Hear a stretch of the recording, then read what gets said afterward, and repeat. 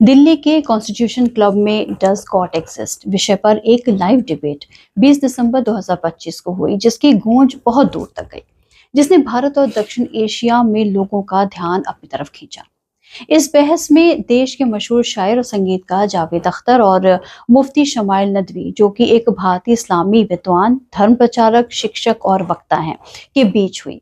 इस बहस में मॉडरेटर की भूमिका में द लंदन टॉप के संपादक सौरभ द्विवेदी नजर आए, जिन्होंने मॉडरेटर की भूमिका को बखूबी निभाया और इस डिबेट को एक हेल्दी डिबेट बनाने में मदद की, जो कि आजकल बहुत ही कम देखने को मिलता है।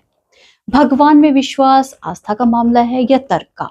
क्या विज्ञान और धर्म एक साथ रह सकते हैं? क्या नैतिकता के लिए धर्म जरूरी है? इस बहस में दोनों ने तर्क, दर्शन और धार्मिक वैचारिक विचारों पर विचार विमर्श किया। भारत जैसे देश में जहां आज असहमति को अक्सर टकराव समझ लिया जाता है, डज गॉड एग्जिस्ट जैसी लाइव बहस का खुले मंच पर होना अपने आप में एक माइलस्टोन है। यहाँ दो अलग अलग विचारधाराओं का टकराव नहीं, बल्कि संवाद देखने को मिला, जहां तर्क, दर्शन और आस्था ने शोर नहीं, बल्कि शब्दों के जरिए अपनी जगह बनाई। ऐसे वक्त में जब सवाल पूछना भी जोखिम बन जाता है, इस तरह की सभ्य और सार्वजनिक बहस ये याद दिलाती है कि लोकतंत्र सिर्फ सहमति से नहीं, सम्मानजनक असहमति से भी जिंदा रहता है।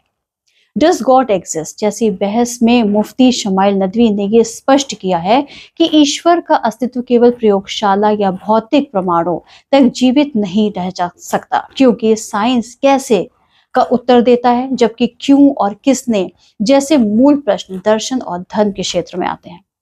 हालांकि ये भी सच है कि इस चर्चा का अभी कोई कंक्लूजन नहीं निकला है। ये बहस ना किसी एक पक्ष की पूरी जीत है और ना ही किसी विचार की हार। ये डिबेट अभी जारी है और शायद ये इसकी सबसे बड़ी सफलता है, क्योंकि ईश्वर, आस्था और तर्क जैसे प्रश्न किसी एक मंच पर समाप्त नहीं होते हैं, बल्कि समय, समाज और सोच के साथ आगे बढ़ते रहते हैं।